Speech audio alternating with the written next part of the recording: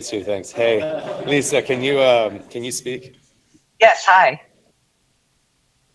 Can you hear me? I can Yeah, hear we you. can hear you. Perfect. Great, great. All right, cool. For bringing me into the room virtually. I'm pounding fluids, so Beautiful. I will do this so you can see the crowd and oh, all the great. things. Hi, everybody. Actually, Greetings from Long Beach.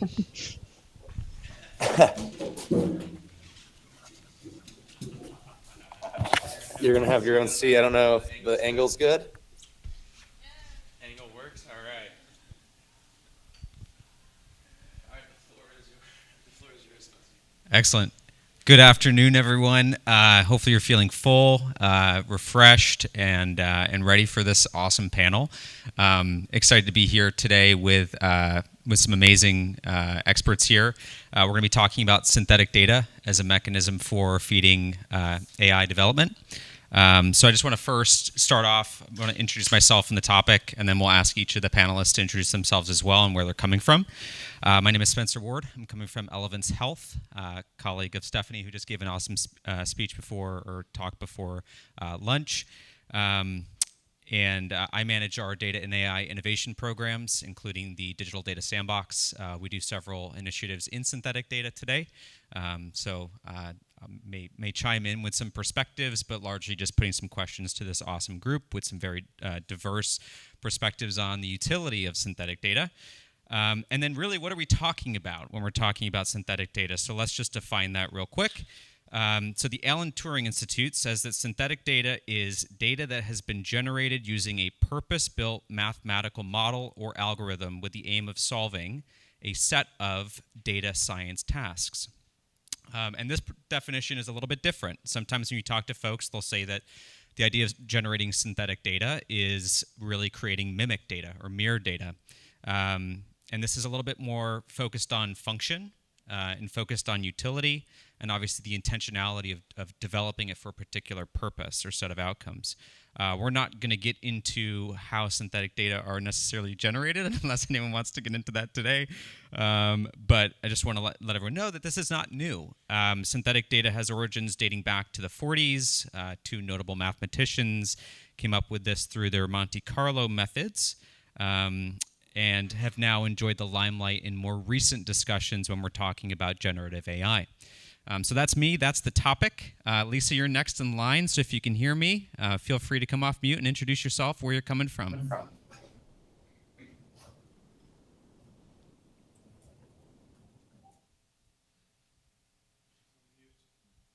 you are. Hi, everybody. My name is Lisa Lines. I'm a senior health services researcher at RTI International. RTI is an independent nonprofit research institute. A good part of our funding comes from the federal government and other agencies across state and local governments. And just in terms of my background quickly, because I want to leave plenty of time for others. Basically, I'm a senior health services researcher at RTI, which means that I study access to care, quality of care, and costs.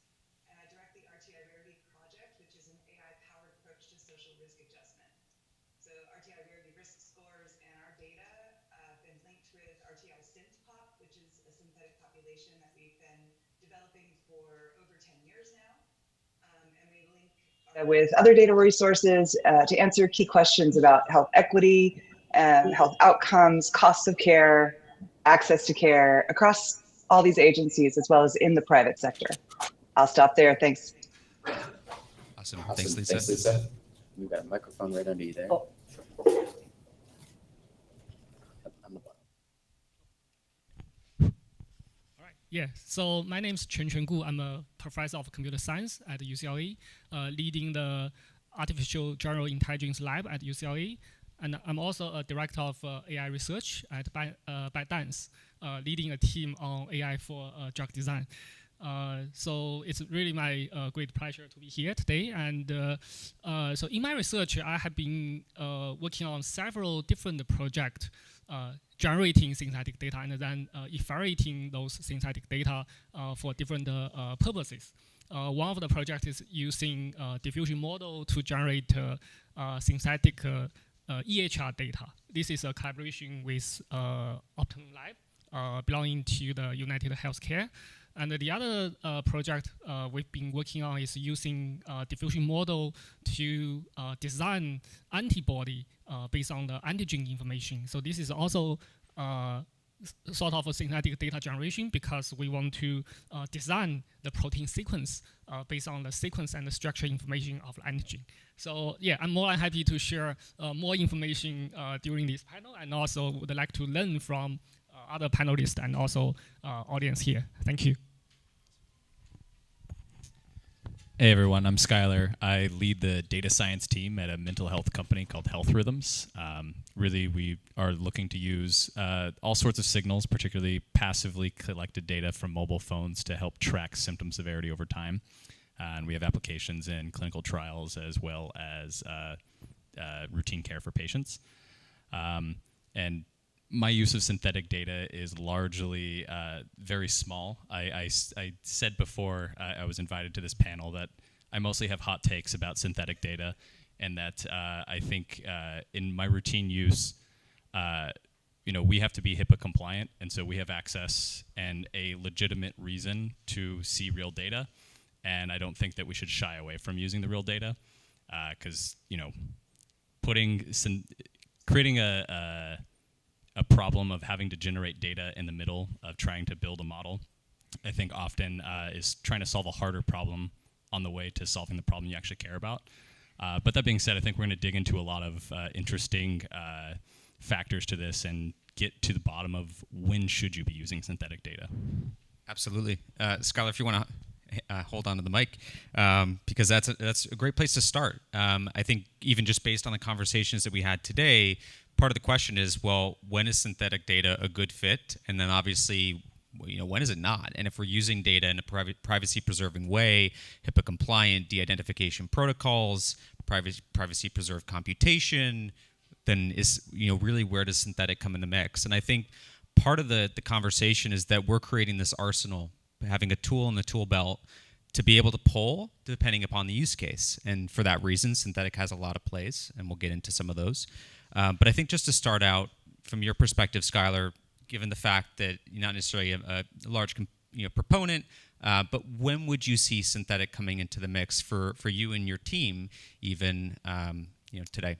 Yeah, great question. So I think the biggest place, very often there are cases where you have known invariants in your data that your model should generalize to, and you can apply these rules to data you have. So a pretty widely used example of this is rotating images. If you're trying to identify objects in an image, it shouldn't really change what the answer is by rotating it. And so we know that that's a pretty good domain rule. And so that level of synthetic data where you're using very specific domain knowledge to guide how you're making your data set richer makes total sense almost all the time. Now, especially in my, and this partially informs my views / hot takes, I see a lot in my field, a lot of papers come out being like, we applied GANs to generate data and then added it to train a model on it. And you know what we often find? It makes the models worse, and they often don't actually work. And I think the real key thing, I think it always needs to start with domain understanding. These are technologies that are complicated, and they have lots of failure modes. And if we don't enter understanding that from the start, you're probably not going to get very far. We talked a little bit about privacy, and I think a lot of people have in mind this is something that gives you privacy, but that's not inherent. You can generate synthetic data that loses properties of privacy. And very often people generate synthetic data and they just have the thought in their head, oh, it's private. It might not be. You might still be leaking information about the actual population, and that's something that we need to be really cautious about. And actually, I think I would love to segue into Lisa, because I think when we called her, she had a great example about what attributes you should even be considering to generate. Yeah, let's definitely go there. Go ahead, Lisa. So I can talk about SynthPop, although I must confess I'm not the developer of SynthPop. I've only used SynthPop, and I am actually a fan of using SynthPop for a few different reasons. So our data, we work with HIPAA data too. I mean, we're HIPAA compliant. We are, a business associate of the government. However, sometimes the government would actually rather use synthetic data for publicly available files instead of the real data, because that way they can actually, because with our SynthPop data, it is protecting people's privacy while still generating the accurate and reproducible findings. And that actually would reduce the barriers to conducting research for underrepresented and diverse researchers who, with being able to train models on synthetic data while they're waiting for the, real data to come, because it takes 6 months sometimes, that actually is a really good use case for, replacing public use files with SynthPop generated files that are privacy protecting and still generate, really the accurate and reproducible findings. And then, we've actually last year, this time last year, we linked RTI rarity data with RTI SynthPop data to generate risk scores for asthma and diabetes.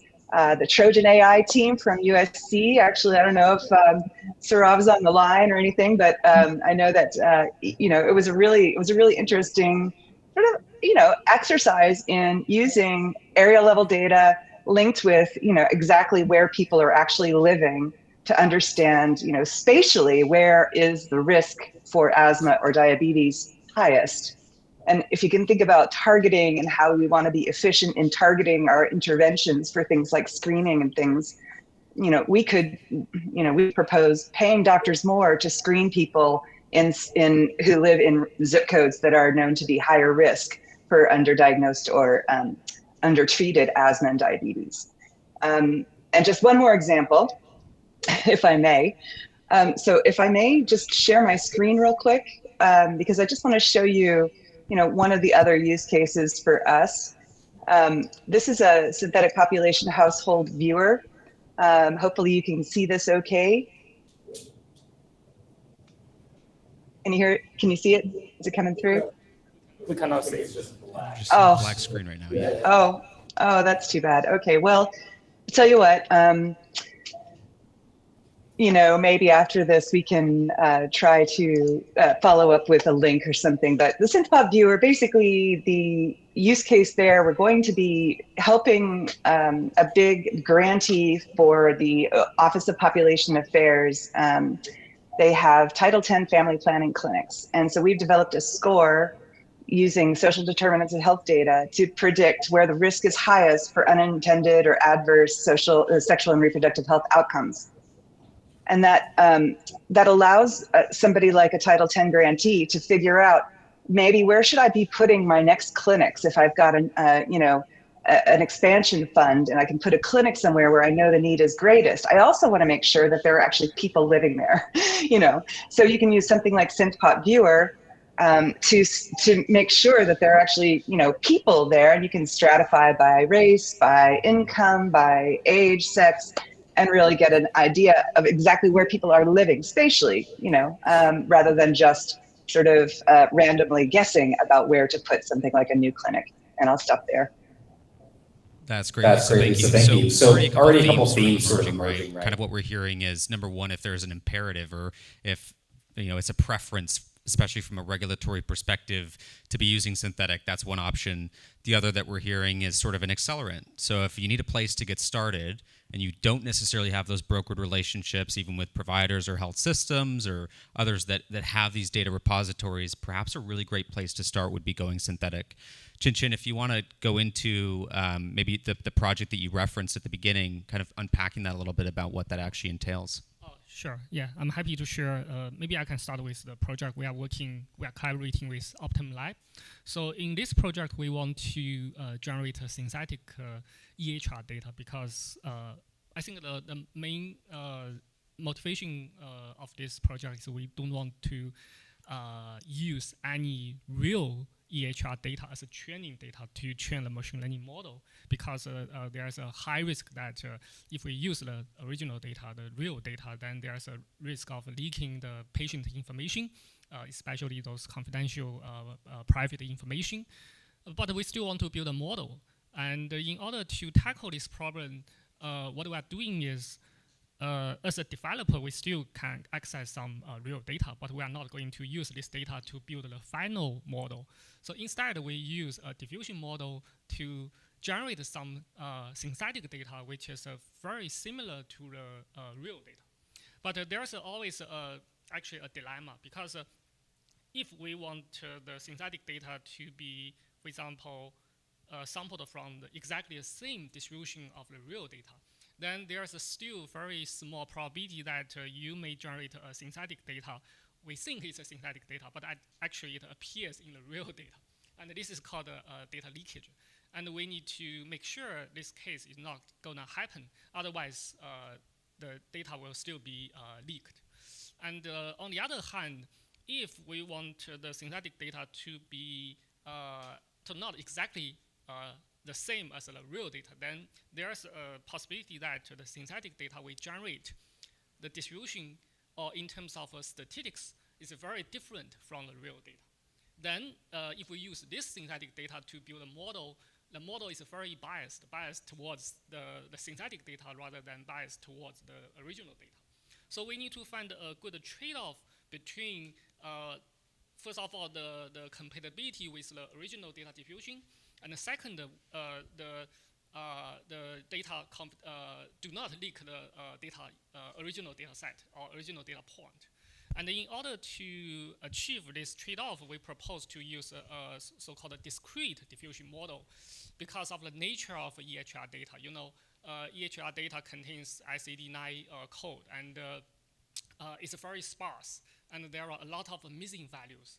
So it's different from image data or video data or audio data taught about by Scalar. So the discrete synthetic data actually has a lot of missing values, so it's a very sparse data set. And in order to make the synthetic data generation work, we need to use discrete diffusion model instead of a continuous diffusion model. And this is the key technical innovation we developed in this project. And so far, based on the synthetic data we generated, we did some evaluation, and we can see that the generated synthetic data is pretty much consistent with our expectation. And now we are going to train some machine learning models based on this synthetic data. And we are going to compare the model's performance with the model trained on the real data. And we are still in the process of doing this kind of evaluation. And hopefully, later, if we find these two models in terms of prediction power, if they are very close, then we should suggest that the synthetic data we generate is pretty good.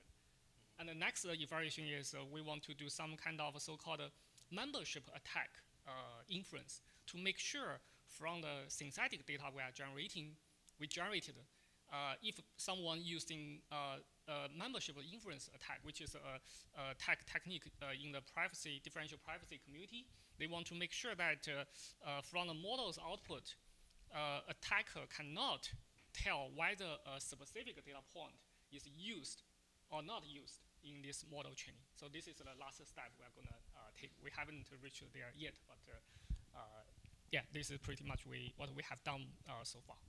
Awesome. Thank you for sharing that. So ultimately getting to concept, right? Accelerating that path to concept, you're also having to prove the fact that the data are adequate, that there is utility, fidelity, high quality.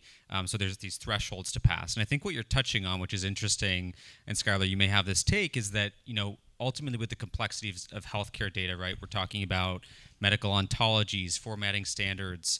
In your position, when you're enabling data use for your team, what sort of unique challenges related to processing healthcare data make just the use of I guess, healthcare data in general or just synthetic particularly challenging? And what are you looking for just as a baseline? Yeah, it's a great question. So I think like the first thing that I think a lot about, there's this concept often referred to as hidden stratification. And really it just means there's a lot of different subtypes of people. People vary in a lot of different ways. People come from lots of different cultures. And in my particular area of work, you have like a lot of work that's done in academic research studies where honestly 80% of the people are white women. That's probably not going to generalize to many other cultures. And so you have to be really cautious about like, hey, if you're going to generate synthetic data, what realistic synthetic data can you even generate if that's your starting point? And so I think that's the first thing that I think about. And very often it's, I don't want to get too technical, but I made a comment about solving a harder problem. And it's really about, it's much easier to predict what somebody's depression level is given some attributes about them than it is to try to model how people vary and how their attributes vary with respect to that. You're kind of solving a broader problem there on the way to creating synthetic data.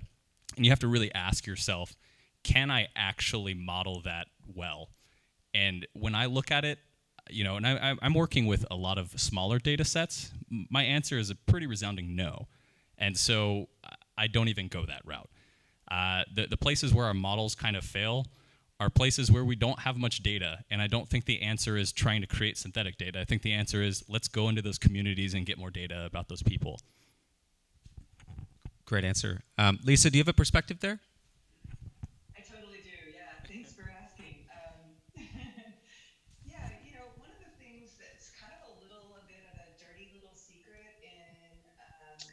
in healthcare and medicine is that a lot of our data on race and ethnicity is really bad. So in a lot of health plans, it may be missing because they don't ask. And in Medicare, actually, the race information, the race and ethnicity information is terrible, partly because anybody born before 1980, it's taken from the Social Security Administration data, and all they had for options was white, black, and other. So if you can imagine, if we're trying to address health equity, lacking data on people's identification is a real problem. So what a lot of people try to do, talking about models with not a lot of information, is they try to impute. And one of the really offensive ways that I think people try to impute this information is based on surnames. So I see some women in the audience. I think those of you who may have experienced changing your last name on getting married, you may not necessarily share the same race and ethnicity with the person that you marry. You may not share the same race and ethnicity with the person that raised you, who adopted you, right? So what they're banking on with that is the lack of diversity or the lack of cross-racial and ethnic backgrounds and families. And to me, there isn't really a great model that you could specify that could predict someone's race or ethnicity with any real ethical and transparent kind of assumptions. So here's where I talk about how we think we can solve that problem. One thing is, of course, we have a lot of survey data and where the government actually does collect people's races and ethnicities as they report them, as they identify. A lot of that data is also still missing. So instead of actually imputing that, what we try to do is use SynthPop to actually generate a better probability of someone's race and ethnicity, but actually not assigning it. Not saying this person is white or black or whatever, they're probabilities. Of course, you can't really work with probabilities in causal models the way that you can with other kinds of real data, but that's how I think SynthPop can really help with health equity. So, that's a really, if you have our synthetic population is, like I said, over 10 years old. It's been standardized, validated up, down, and sideways. So we don't have to start from scratch with some sort of, trying to generate a model. We license the data. So anybody can, start with our validated research-ready synthetic population. And we also have a ton of other information that can enrich the synthetic population with various other characteristics. So like one of the things that we're doing right now is developing for the CDC, a model of opioid overdoses based on social determinants of health and RTI SynthPop. And in the absence of knowing the right answer because of data gaps, these probabilities are probably, I'm going to say, a better way to go than making offensive kinds of assumptions about people's races and ethnicities through inaccurate kinds of data. Lisa, thank you so much for exposing that, and not leave us, on the hook with not thinking about a potential solution as well.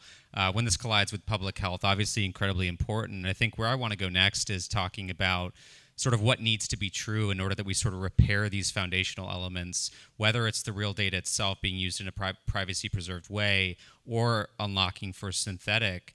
Whether it's the plumbing that needs to be in place just for data flows and data capture, as you mentioned earlier, Skylar, of just going to those communities and actually acquiring the right data. The other thing oftentimes that we point to for a lot of these initiatives is cultural. So when we talk about organizational culture, top to bottom, sort of having the facilities about it to be able to pull off these sort of things. So I'm gonna put it to the panel here.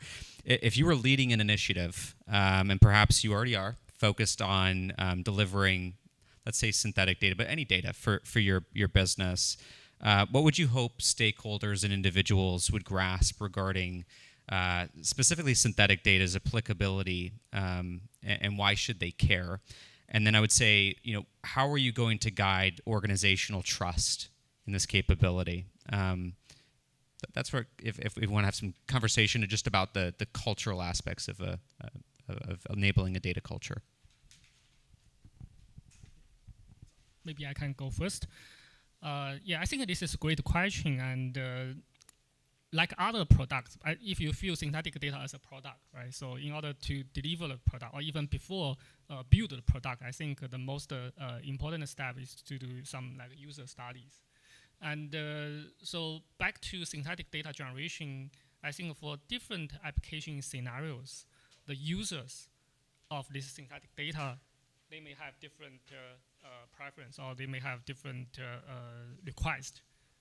And as a, for example, synthetic data producer, we need to first make sure what's the, for example, the highest standard or requirement from the user perspective.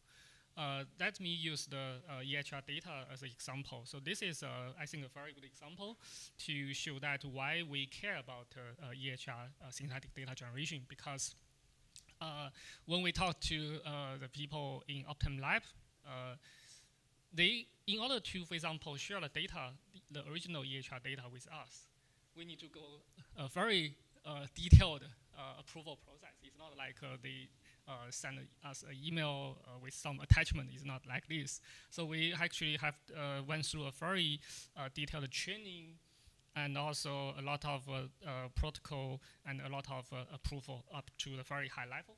And then we get just a small portion of the EHR data that we can use just for the research purpose.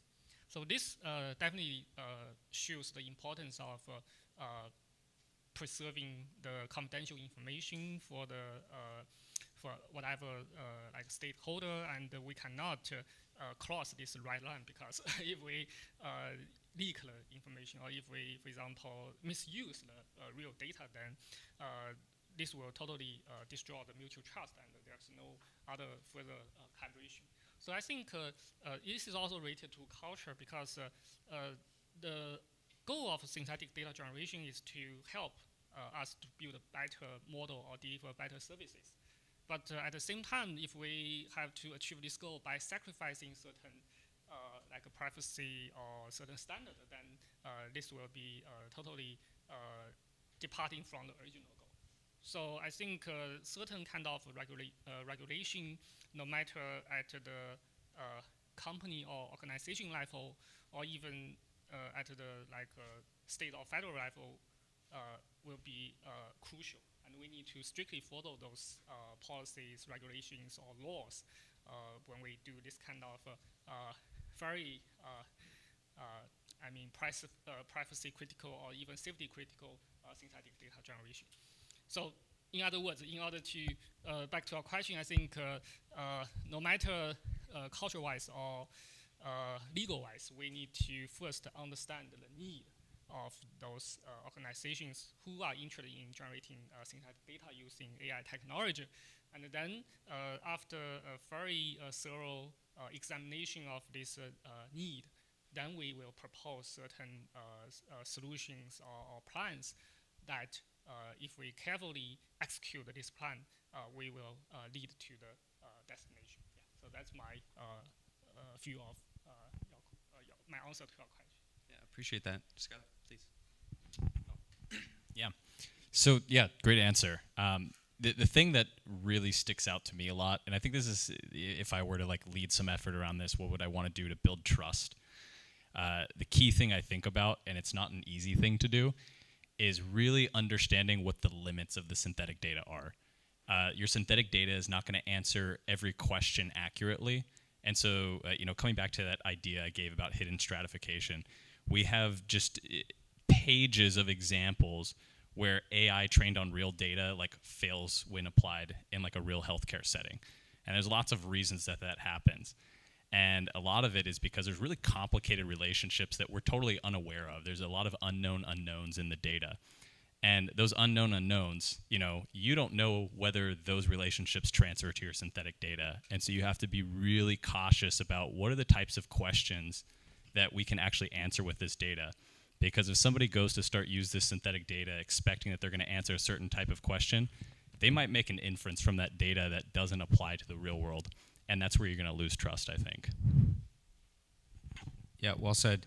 So I think that, again, to expound on some of these themes, Lisa, feel free to chime in if you have an opinion there as well on sort of the data culture before I unpack. Yeah, trust is a really big issue right now in healthcare and in research in general. And, one of the troubling things that I see is people using things like consumer data that's been linked and identified, and, they're actually providing linked data where the person who signed up for that grocery store rewards card did not necessarily agree that their data would be linked with other data to predict their risk of a heart attack. I mean, it's to me, like that kind of thing that's going on. I hear people say, everybody's doing it, and I'm thinking that doesn't make it right.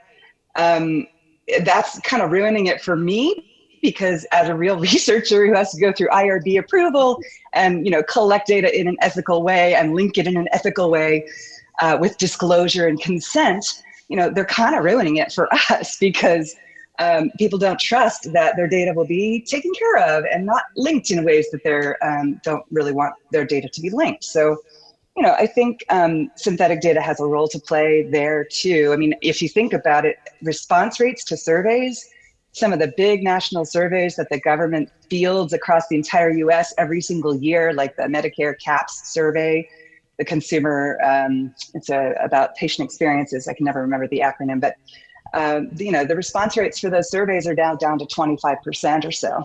And, I mean, it's the issue with the data that we are collecting is we're only asking people who agree to respond, and those answers are skewed. So there's a ton of issues around collecting data. And that's why I would say something like, even claims data, EHR data, all the data that we're trying to work with has limitations. We do absolutely have to recognize all the limitations in all of our data that we're dealing with, and not blindly just pretend that what we have is the gold standard or whatever, when it actually might not be. So, with that said, I do think that, AI modeling with synthetic POPs data, synpop data that we've been doing, it's incredibly, it's way faster than trying to collect that information for what we're doing across the entire United States, So there's that issue. There's also the fact that we can trust our synpop data. We know that it's reliable and valid. But yeah, it still has its limitations. It's only predicting things based on, a small set of characteristics, which is why we're now enhancing our synpop with all of these other information, all this other information about, where people live, the transportation options available to them, the tree cover where they live, the air pollution, all these things. So, where we live really matters. And our zip code is way more important than our genetic code when it comes right down to our health and our health outcomes. So that's why I'm a big proponent of this place-based data that we're working with. And I think synthpop data can really be helpful in addressing a lot of the inequities and disparities that we see in healthcare. Awesome. Thank you, Lisa. Again, just going back to some of these themes, unpacking where we're at, kind of where we've been. Number one is being, use case driven. Why would we be using this data to begin with? Part of it's cultural. The other part, as we all mentioned, was trust. We talked about bias mitigation. We talked about having sort of this arsenal, right? Having that it's not a one size fits all. There's going to be parts where other types of data or computation are better. I want to say maybe garbage in, garbage out. So being able to repair sort of foundational what's going into the training of these models to generate this data. And then the fact that we're only as good as the data we have on that same sort of angle. So not necessarily that more data is better, but that's the other sort of proposed promise of synthetic is for training AI models, being able to introduce new data to perfect the performance and obviously improve the performance of AI models. I want to throw a stat out there and just see sort of whether folks think this is overblown or whether it tracks. So through their research, Gartner has estimated that by next year, 2024, 60% of AI model training will be done on synthetic data. And by 2030, it will completely overshadow real data in developing training AI models. Though perhaps directionally accurate, do you think this is an exaggerated estimation or consistent with sort of what you're seeing, hearing, and feeling? I guess it really depends on what we mean by training. I think especially with if you sample all of the companies doing AI right now, especially with this generative AI leap, a lot of that stuff is going to be built on generative data, I think. That totally makes sense to me. And so I could definitely see a world where just how much of that is happening is driving most of that effect. And then additionally, I think, we've talked a lot about examples about how using synthetic data speeds up your development process. I think a lot of the risks that I get concerned about are, do we deploy that analysis or that model based on the synthetic data? And that's where, there's a question about do you always need to redo things on real data? And so I could imagine that we enter a world by that time period where most development is maybe happening on synthetic data, but then deployment, ends up happening on real data. And so I could see that happening. Any other hot takes? Yeah, I hope all of those folks will license our data because it's good. That would be great for us. But in fact, I think it's really interesting to see how easy it is now to really kind of come up with estimates that we don't really know what the right answer is though. And I think that's where we really need to. I mean, what we're talking about here is validation. Is there phase validity? Is there construct validity? Can you actually get this in front of a group of people and have them say, yes, this makes sense to me. These relationships that you are discussing are in the correct direction and they reinforce what we already know. I mean, all kinds of that kind of validation needs to happen with people who are not data scientists, who are subject matter experts. And who is the biggest expert on healthcare? All of us. We are all the biggest experts on healthcare, and we all have our own views and opinions on, privacy, our data's privacy. I mean, some people who are, I guess younger than me don't care anymore. They're just, whatever. I think a lot of people still do care though. So while there are regulatory requirements for us to care as well, we really have to do it in a valid and reproducible way and in a way that respects the autonomy and the rights of other people. Excellent. So it seems like there's definitely a place for it. There are inherent limitations today. We're not going to go into some of the more novel aspects of synthetic data, talking about causal inference or counterfactuals or simulations, but there are some more sort of intricate aspects of synthetic data that hold a lot of promise. But it's still kind of early days. But if you want to go there, please pull me aside. But we're not going to go into it here. Go ahead. Yeah, just one quick thing. Agent-based modeling. Agent-based modeling has been around for a long time, and with the use of SynPot data, it is so powerful. So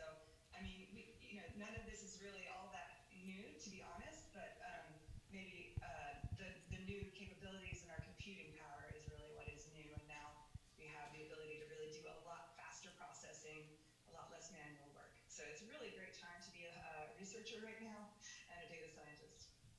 Well said.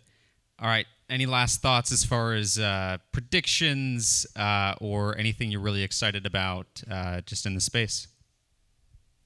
I'm more or less optimistic about this trend where these AI model developers, they tend to use more and more synthetic data, but I don't have a very concrete prediction in terms of by which year, for example, 90% of the model will be trained on synthetic data. This is, I can only make some educational guess. I think by 2030, maybe 30 to 40% of the models will be trained on the synthetic data, but definitely not 90%, which is too. Excellent. We have consensus. Well, thank you all. What an incredible panel for imparting your wisdoms. Please give it up for them, and obviously we'll open it up for some questions. Thank you.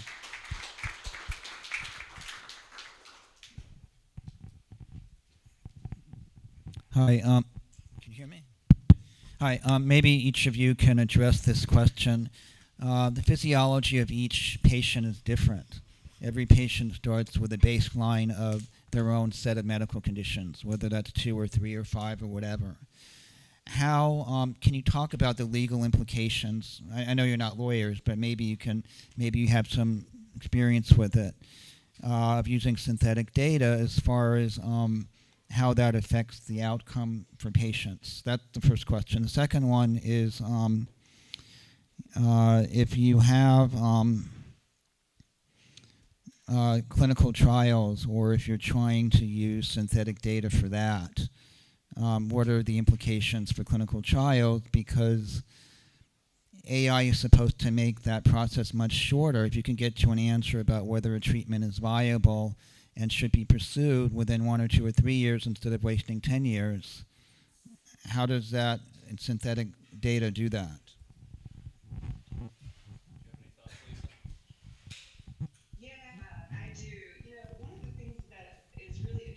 Clinical trials is a lot of times the eligibility criteria for being in a trial is really, really, really strict. So you talked about people with multiple conditions. In clinical trial recruitment, they generally will only take people who are, kind of not experiencing more than one, just having the one issue, and people who are pretty much otherwise healthy. And that's one of the reasons why clinical trial data, has to be supplanted and followed up with real world data. And real world data is where I would look to kind of understanding those very complicated interactions and things like that. I do think that SynthPop and our product RTI Rarity data could be very, very useful in targeting clinical trial recruitment for increasing diversity. In fact, we have a project going on right now where we are doing that exact thing to try to improve clinical trial diversity and actually get more people in the trials who are not, the stat earlier, 80% white women or whatever it was. So really improving diversity in recruitment takes a very, very focused effort. And I'll stop there and let others answer.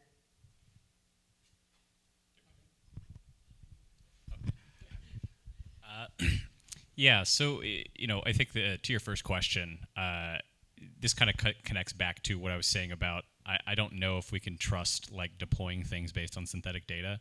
Like it seems obviously like a boon for development, but once we're going to deploy something out into the real world, if we're not operating on the real data, I think that there are at least risks there that we should be aware of. And I am very much a proponent of just using real data, especially if you are in a compliant setting. It just makes sense.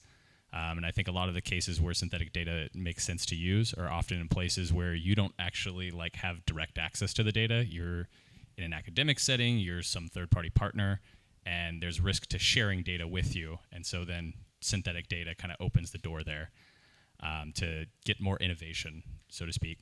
As far as clinical trials, I actually am not aware of, so the FDA doesn't have any guidance around the use of synthetic data right now. There's no specific rules around that. And I know that, in some analyses in a clinical setting, people like to use what's known as like a digital twin, where you're essentially trying to construct synthetic data that's like close to a person that's in your treatment group. I'm at least not aware of anything that's gone through the FDA using that. And so I think, personally, we're probably a bit far away from the FDA like allowing that.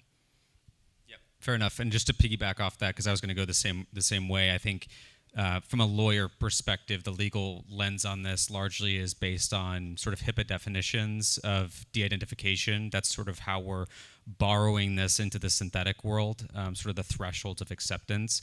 But still, I think where it stretches, good enough for development. But as far as deployment, implementations, probably absolutely not right now.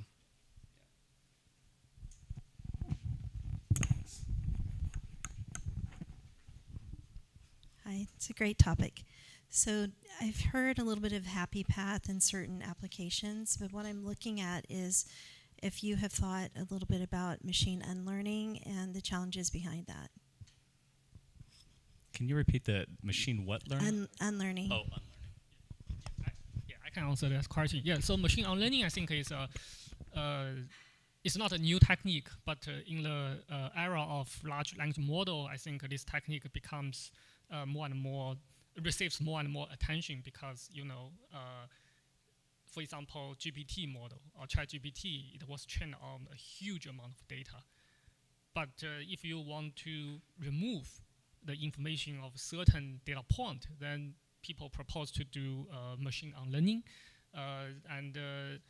This technique is another technique people are using to protect the privacy of a certain individual data set. I think in order to draw some connection between machine learning and the synthetic data generation, I think we need to talk about the copyright of the synthetic data, which we haven't discussed so far. For example, if you buy some food or some products from Amazon or from some local grocery store, if later you find that product is not working or is, for example, or it expires, it's not eatable, then at least you can trace back, you can go back to the seller on Amazon or the grocery store to either replace it or repair it. But for synthetic data, once it was generated, sometimes we don't even know who are the producer of the synthetic data. So and this actually comes to the question that if we can, for example, first of all, protect the copyright of the synthetic data. Second, if we can do something, for example, watermark of the synthetic data, so that there is at least some way we can identify the producer of this specific synthetic data point, so that we can trace back to the producer. So that helps with the legitimacy of the synthetic data. But what I was looking at is more, this is not new technology. TensorFlow, DeepMind, Keras, all that. Just because generative AI, people who are not, really well versed now have tools, doesn't mean that there's large corporations who spend a lot of money on already models that have a lot of data in there that some needs to be unlearned from that model. Right. They're not going to just start from this happy path and just shut down all their stuff. And, they don't have the funds, et cetera, especially in this economy. So it's just something to put into your mind, not to answer it today, but machine unlearning is a very, very costly. It can shut a company down if just one user says, I don't want my data in there. Yeah, I totally agree. That's why I said we need to give copyright to each synthetic data point, so that if you want to unlearn a synthetic data point, if you, for example, remove the information of this data point, then which, for example, party will benefit from this unlearning, or which party will suffer from this unlearning process? I do want to just kind of add, and I'll preface this with I am not a lawyer, clearly, but my opinion here is that the law is not completely clear on whether you actually need to unlearn. So for instance, the models that I build, a user could request that we delete their data, and we do that. And if we were to retrain the model, their data is not going to be there. However, the model that we use could still be trained on their data, and the law, I don't believe, is clear on whether you need to actually retrain that. It is a legal risk you might take if a decision were to shift on that, but I'm not aware of any prior case that actually forces you to unlearn.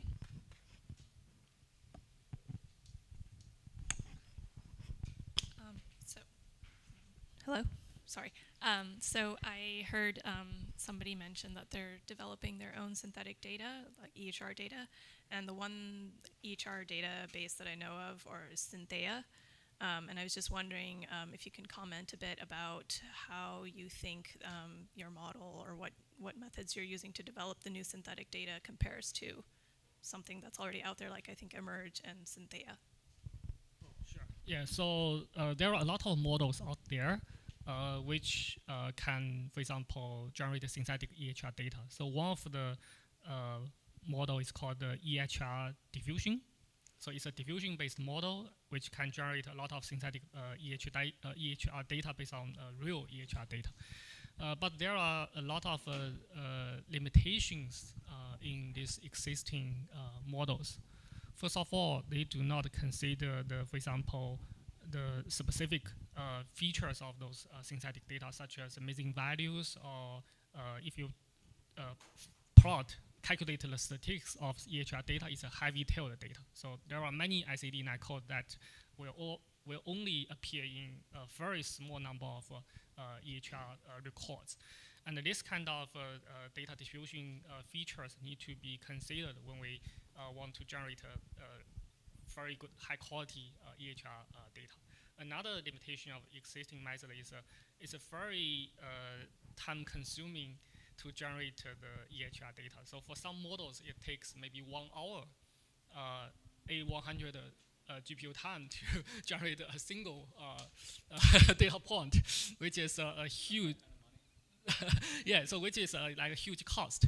So when we do synthetic data generation, we also want to reduce the computational cost so that we can generate a lot of synthetic data without paying, for example, huge amount bill to AWS or whatever computational resources we are using. Yeah.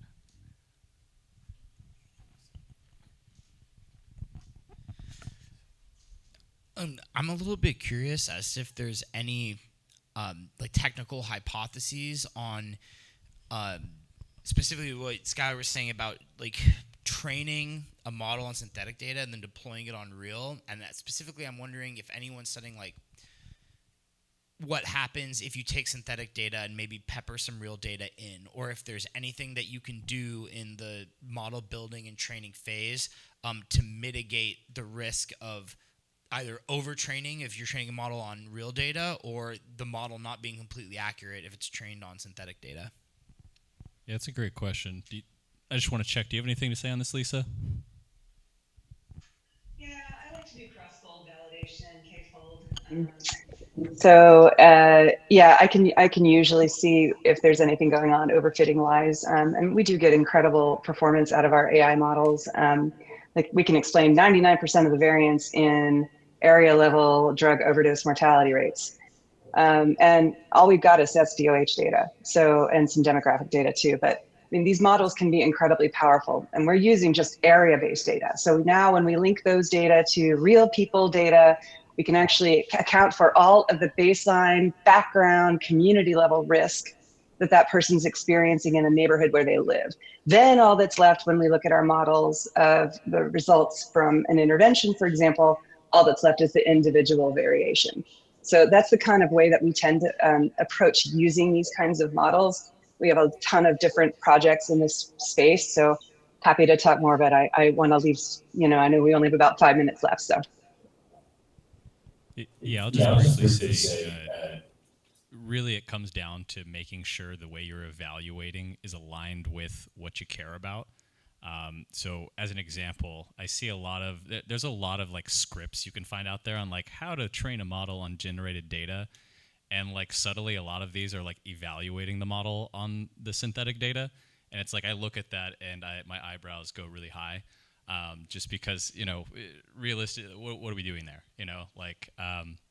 So I think you just need to be very careful about like how you're evaluating it.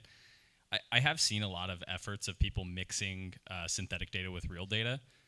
I imagine that, like if your synthetic data generation is good enough, I'm not really convinced that mixing real data in is going to change anything.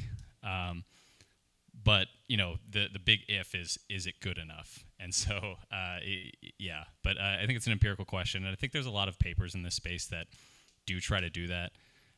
In the papers I read, I haven't seen a lot of good efforts of that. I was talking earlier about like really focusing on domain understanding. Understand your domain to know what synthetic data rules actually make sense.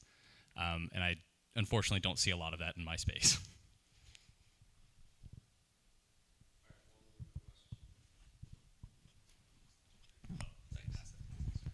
Hi, yeah, I work in cardiac imaging, and what we're finding is that a lot of regulatory bodies are requiring or requesting that the population that we train on be representative of the population they represent. Now, that's not really feasible in a lot of cases, so can synthetic data help? And if it can, how do you even validate it?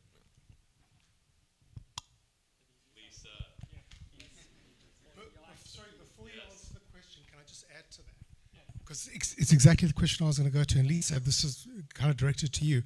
That I've worked in clinical trials, as I said, for 20-something years. And the FDA is requiring a big mix of populations, and that's a very difficult thing. And most trials are done on white men. Even drugs that are approved for women are largely tested on men. In the pediatric setting, it's atrocious. Very, very few drugs in the pediatric setting are tested on kids. They dose them down for the size of a child. They treat children as small adults. So how do you create synthetic data that is real if you don't go to the real populations? And I'll add one too, is that the Japanese authorities require, if you've heard of ethno-bridging studies, they require that a certain percentage of the drugs approved for Japan are conducted on first-generation Japanese nationals. And we have clinical sites here in Southern California where they do that, and people fly in from Japan to do these studies. And it's the same thing across Native Americans, Black Americans.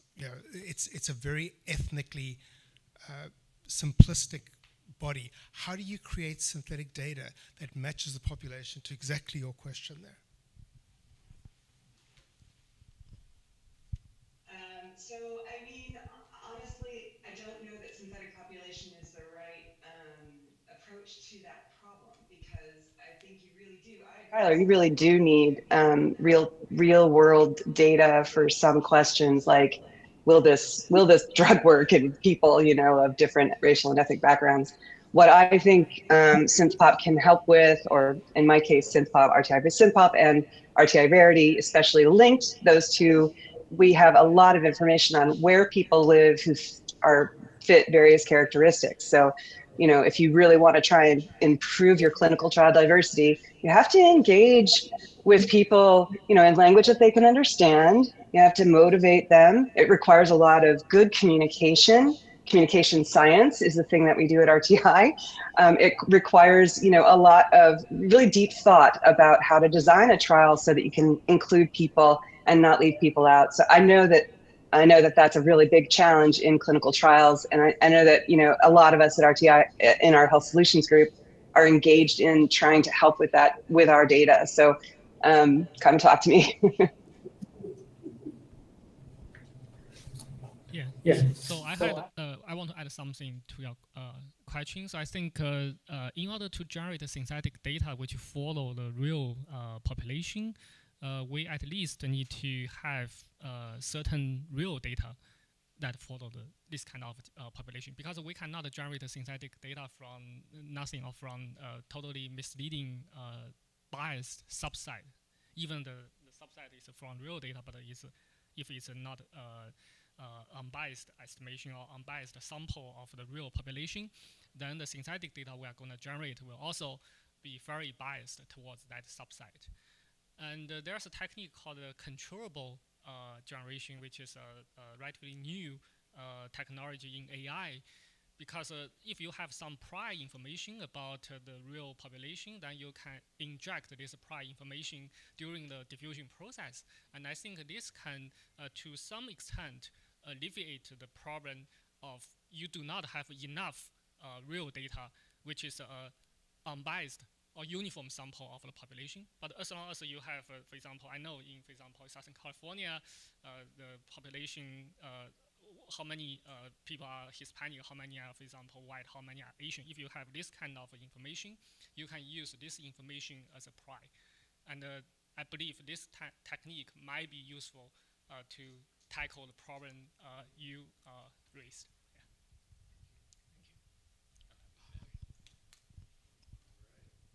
Let's give it up for our amazing panelists.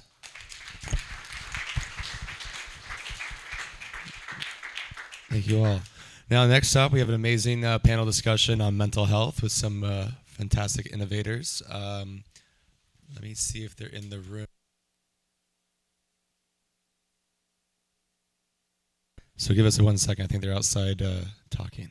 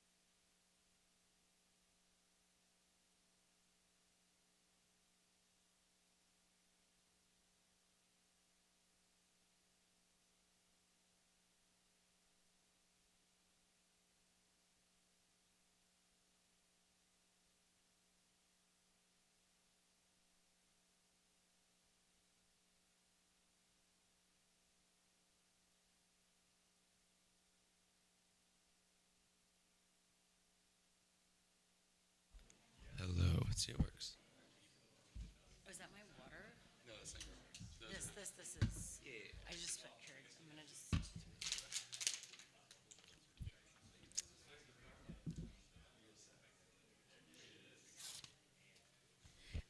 Todd, can you take some pictures of us when we're meet in? Oh, you do? Just phone. All right. How's everyone doing? Yeah?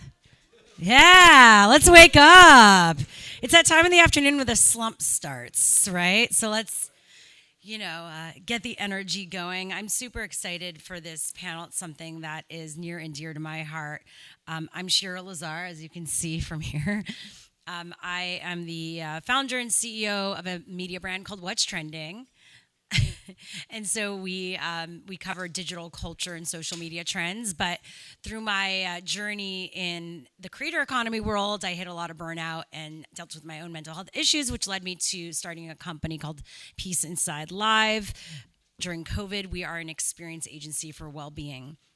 And so a lot of the work we do is through IRL and virtual experiences with companies, building customized programs for brands, communities, teams, and through innovative tools, including we've done stuff on the blockchain and the metaverse to Discord, and including now figuring out how we integrate AI into that too. So I wanted to put this together actually with Carmine. We met at a meetup and we thought it'd be cool to put this together for AI.LA and Life Summit to talk about the future of AI as it relates to mental health today. So you could expect a great, thoughtful conversation about where we're at, the future, what tools are actually working, and the challenges. Also, if you have any questions, we will be going to you about like 45 minutes into the conversation. There will be a mic, so get those questions ready. This is really why we're here, to have a conversation about this and make it fun and interesting. So with that, I will introduce my panelists. We've got Carmine DeMauro, director at One Mind Accelerator. Amazing. Yes, there you go.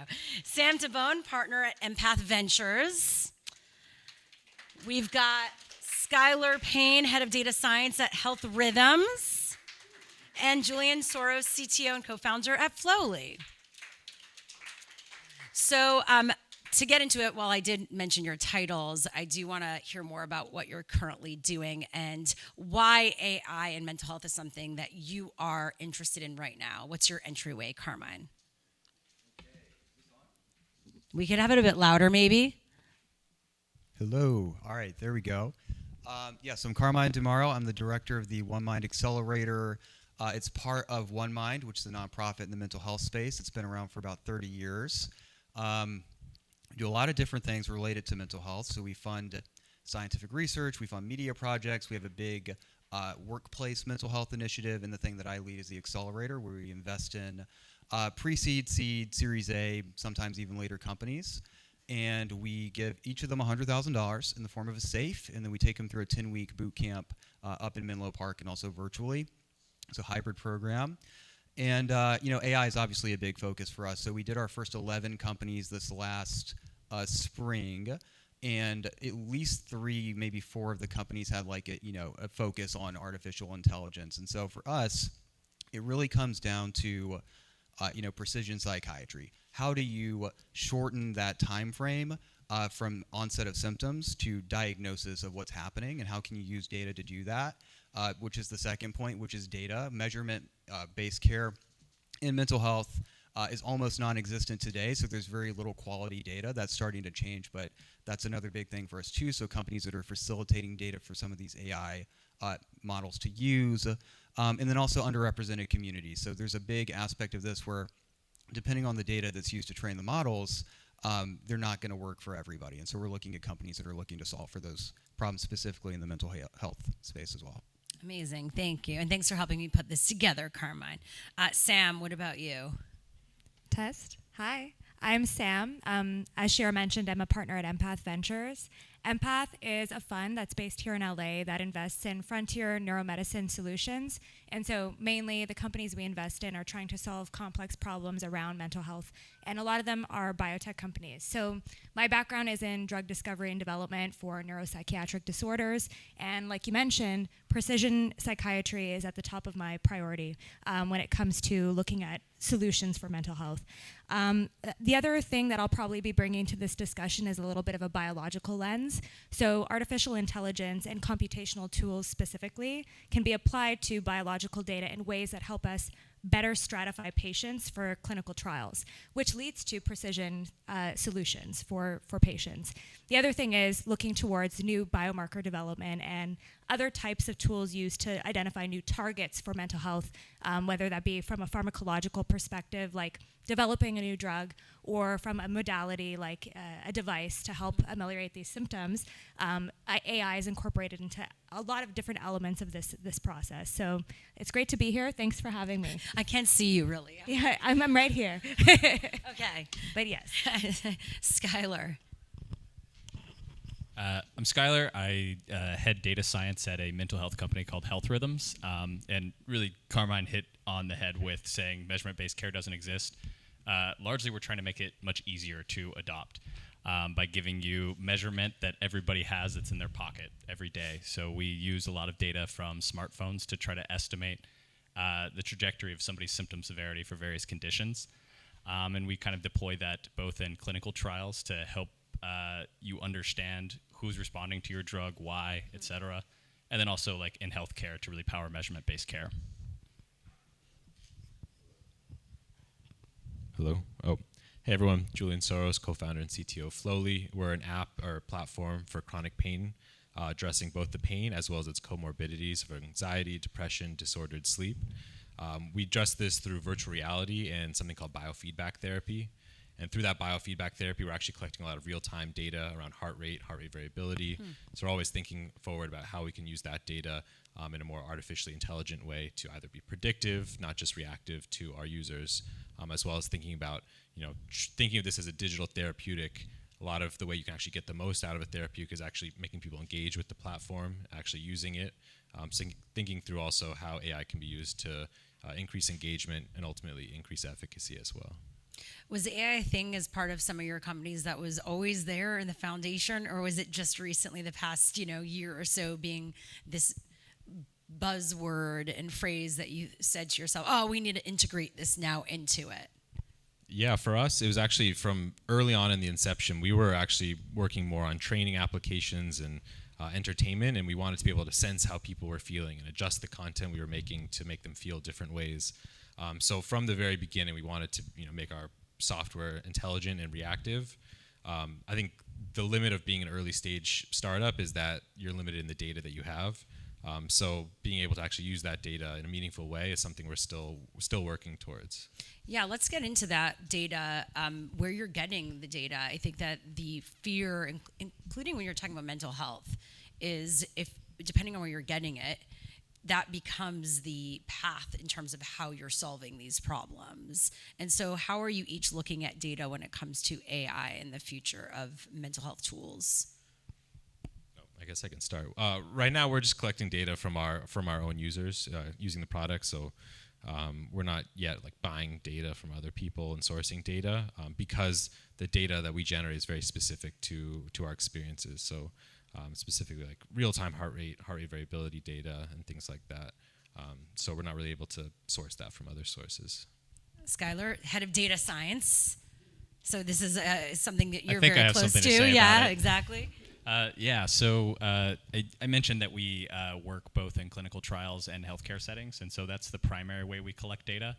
As far as buying, you mentioned buying data. Generally, I stray away from doing that. I think if you really want to build a successful company, you need to be kind of right in the middle of the data collection loop. Because coming back to Carmine, you mentioned earlier, how do we get into underrepresented communities? Really a big problem there is there's a data bottleneck. And if you aren't putting yourself in the middle of that, you're not going to have a data flywheel to improve your methods.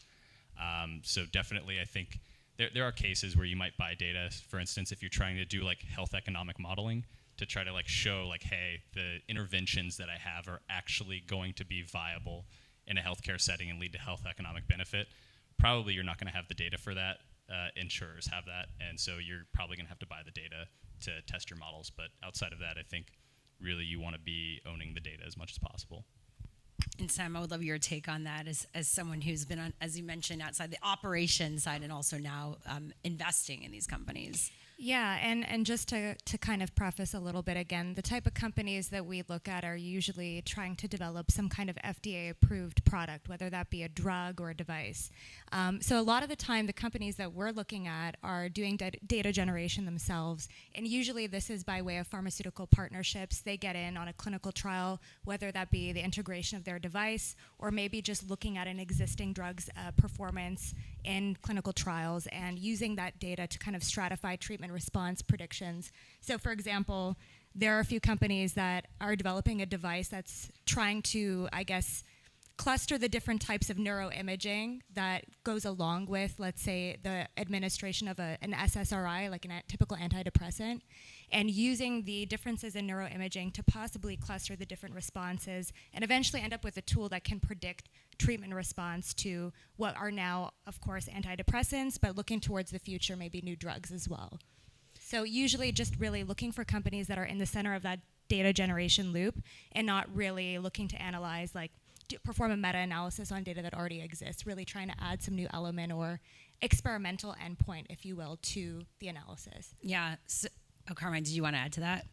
Yeah, for sure. I mean, I think for us, we think about it more from like, kind of like when we're evaluating a company, a lot of these companies, their value prop is really dependent on getting to a large data set.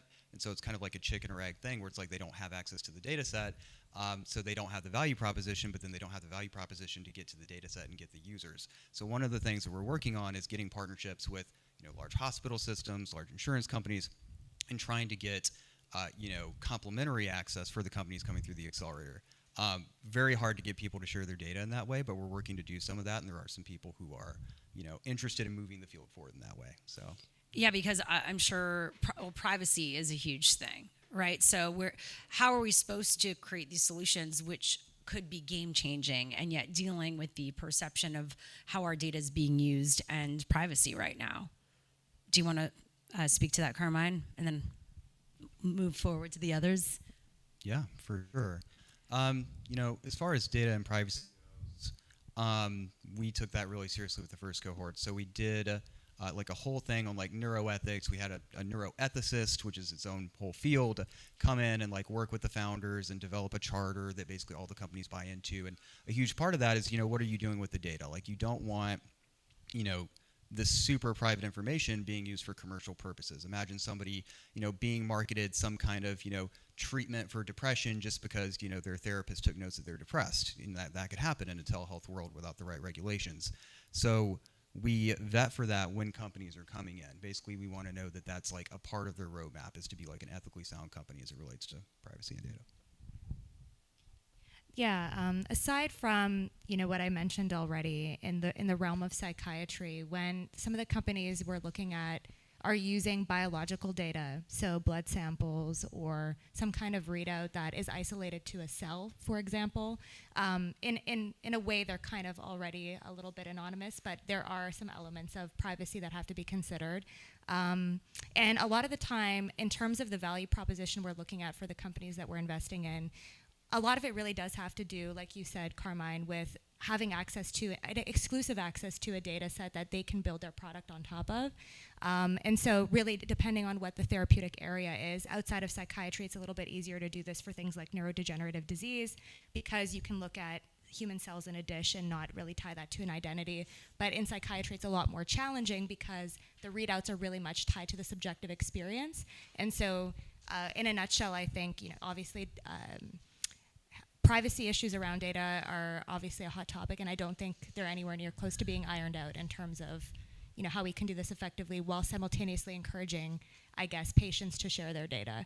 But it's not my area of expertise, that's for sure. Well, I'll go to Skylar for that because I'm sure this comes up with the work you're doing and how you're looking to build. Yeah. So, the last panel that a lot of you were here for, we were talking about synthetic data, and I think there's definitely a connection there. A lot of people are focused on using synthetic data, and I promise not to rant too much about it, but I generally think that that's almost a flawed way to go about it. I think in general, we have a lot of regulation around good practice and handling of data, and I think it's not perfect for sure, but I think as long as you have like a valid reason to access the data, and you are kind of in the middle of that data collection loop, if you're not using that data, you are at like a severe strategic disadvantage, I think. The reality is like over my years of like building AI, the first thing you do when something goes wrong is you look at the data. If you remove your access to the data, I think you're dead on arrival. You have no way to like really iterate quickly. And so really I come at this from the perspective of how do we lock down access to the data as much as possible? So for instance, at work, nobody's allowed to download data to their machine. It's not possible. There is like a protected cloud where you access data and do your development, and you can't take the data anywhere else. And that really locks it down, but also gives you a lot of velocity in terms of being able to access the data directly. And Julian, do you have any thoughts on this? I was gonna kind of get into more early diagnosis of mental health disorders and like how you're doing that through VR and what you do as well. But if you want to respond to the data part of it, you can. Yeah, I'll just add something briefly. I think transparency is very important for like the end user whose data is actually the data we're talking about. But I also think sharing data promotes innovation and things like that. I personally really love the model of allowing people to benefit from the commercialization of their data. So potentially offering them their own source of revenue by sharing their data. I think some genetic testing companies have done that and things like that. And I think that's a really interesting model that I support. And then what was the... early diagnosis. Like I want to get into like how AI is being used, and we're going to go through early diagnosis for treatment and intervention, therapy support as well. So I want to kind of go through all the ways that right now it's being used and where we see it going. But let's start with the early diagnosis part of it. Yeah, well, so with what we're doing in virtual reality, there's a lot of data we collect that I mentioned. There's heart rate variability. There's actually how you're engaging in the world around you.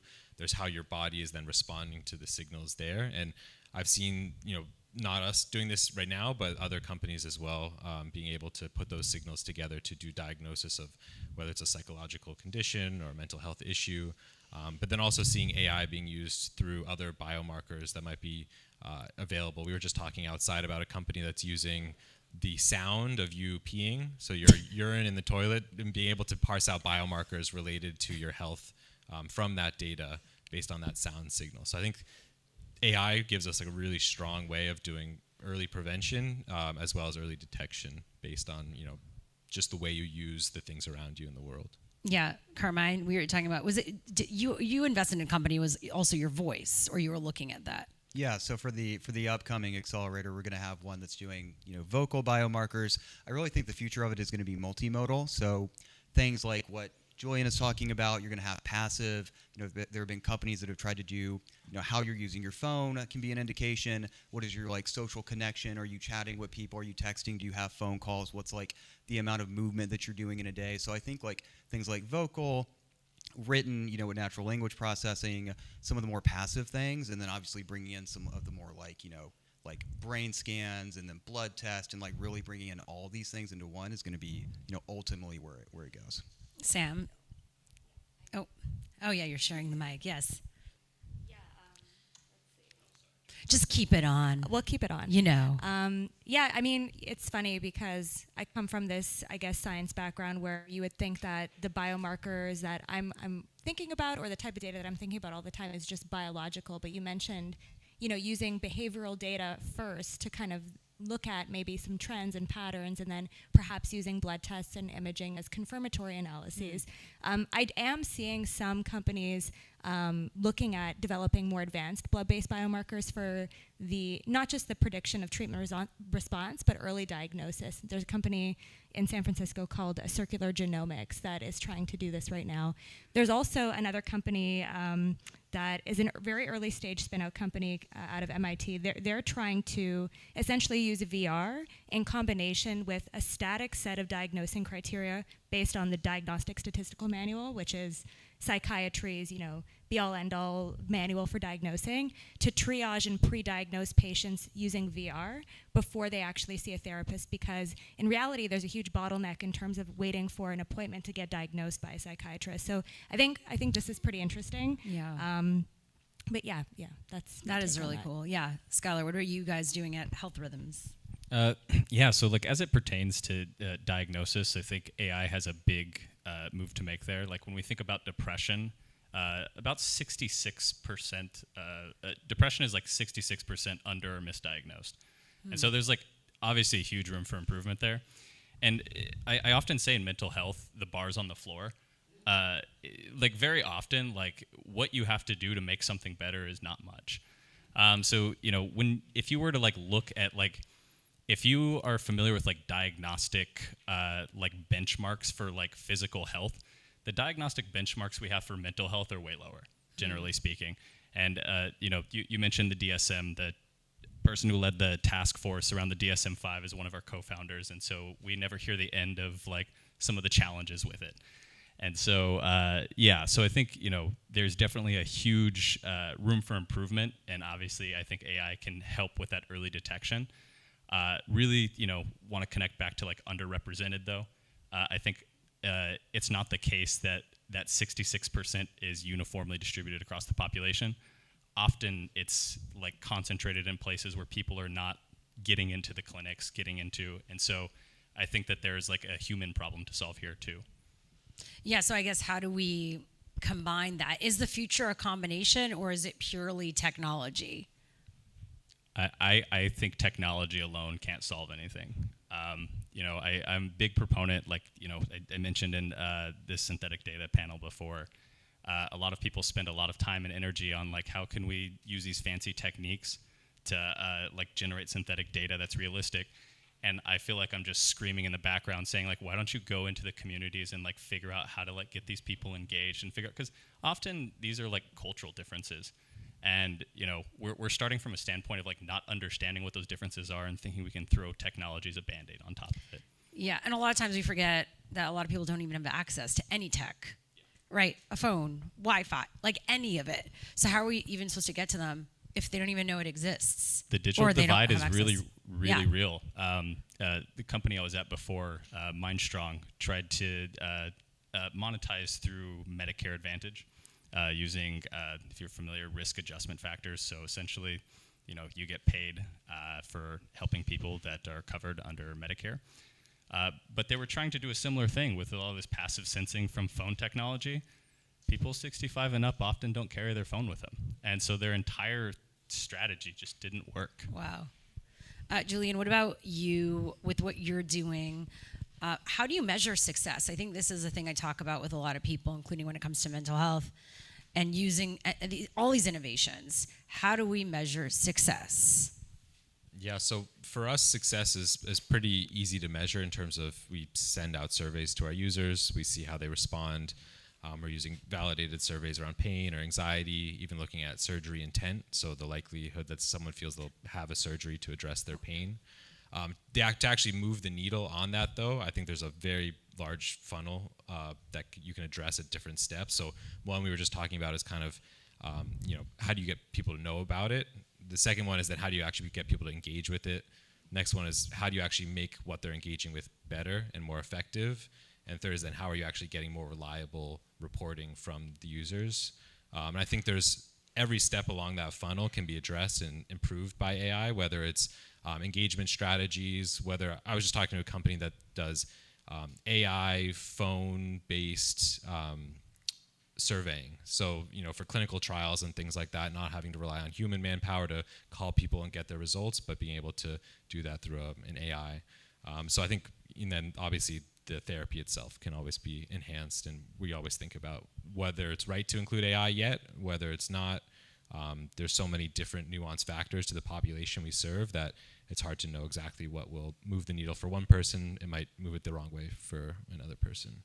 Yeah, well, I would love to hear what you're all seeing in terms of measurements for success, because there's all these big ideas being floating around, and again, our assumption that because it includes technology or AI, it's going to be a game changer. But is it? So, Carmine, I'll go to you. So, can you clarify the question a little bit? Yes. Are you saying like for some of your companies, how are they measuring the success of how they're improving mental health or solving the problem? Yeah, it's a super interesting question for us that we've thought a lot about. So, we're a nonprofit, but we invest in companies, and so we obviously expect like a return on investment. And so, they have sales and your typical metrics, but then what we're really trying to get into is like, as a nonprofit investing in these companies, how do we measure the impact that they're having? For us, our goal is in the next 10 years to impact the lives of over 100,000 people suffering from mental illness. Now, how you actually measure that is super difficult, and it's dependent on the companies collecting that data. And it goes back to the measurement-based care problem, where it's like so many of them are not even getting the data in the first place. And so we're really pushing our companies to look at how many people they're impacting, where's the anxiety going? Where's the depression going? Where's the substance use rate going? Really figuring out like where those metrics are moving, and then rolling that up. As an organization, we've actually impacted the lives of 100,000 people in the next 10 years. Sam, what are your thoughts on that? Yeah, within the context of mental health treatment, I think, as you were alluding to, Julian, you can also utilize AI in some elements of the therapy that you're delivering. So, for example, one of our portfolio companies, they're called WavePaths. They have a technology that adjusts while you're in a psychedelic-assisted psychotherapy session, or any therapy session for that matter, to the person's mood based on inputs from that individual or patient on this iPad. And so the idea is that music is enhancing the therapeutic experience as an adjunct. But I mean, in terms of how they're measuring that, I think, like I said, within the context of the broader mental health landscape, any kind of incentive to keep ongoing with a prolonged treatment regimen and sticking with that regimen and having a patient be consistent with their treatment, I think is a positive measure of success that we've seen some companies use. But in terms of those hard KPIs, I think it's difficult for the type of companies that we look at for them to quantify it. Usually on the biotech side, that is literally your clinical endpoint and your remission from a diagnosis. But yeah, I think very generally that's what I think about that. So it's interesting. We're hearing how AI being integrated into the space is used for around data, around customization. Of course, I think the hot topic is also therapy and chatbots. Is this something you all love as leaders in the space? Are you over another, and we talked about this, another therapy GPT, chat GPT coach? Is that the future, or is this not going anywhere? Yeah. I could just say quickly, from personal experience, I've tried to use like the BetterHelp app before, where you're interacting with someone directly. And I've also experimented with using some of these GPT-based or AI chatbot-based, as you say, triage type diagnosing or, redirecting, if you will. And I always find that it's just an added layer of administration. I don't really feel like, from my personal experience, and this is not speaking from the context of like looking at companies we're investing in, but I just feel that it's always a means to an end to get diagnosed by somebody in person. And so in my mind, very simply, and I'm kind of oversimplifying this, but why take this step if you could access somebody immediately? I think for emergency situations, it's definitely good to have something there and have it available, but I feel like there's a little bit of a gap in terms of how that person who is interacting with the app then gets into contact with somebody who can dive deeper into the solution for them that they need right then and there. Usually I've seen chatbots like spew out maybe 3 or 4 different help phone numbers, and then that's another layer of work that the patient needs to take in order to get the help that they need. So in my opinion, I think, I guess I'm not an expert in this area, but I also would like to see more like directiveness from these types of services. And I think there might be some issues with the ethics around that, or maybe the data privacy too. Did you have any comments on that? Yeah, it's just hard for me to even like applications that start with this as a chatbot at this point, just because there's so many of them. But there are people who are doing it well, and I agree with you. I feel like getting the crisis cases and identifying them like quickly and getting them to the right human, probably the best use of it right now. I think it's going to be a compliment and not something that's actually going to be healing people. Who's doing it well? Oh my God, am I a robot now? Hello? I think this ran out of battery. This is probably. It was a theater kid. Hello? Oh yeah, there. Okay. Hi. It was like the bots were taking over. No.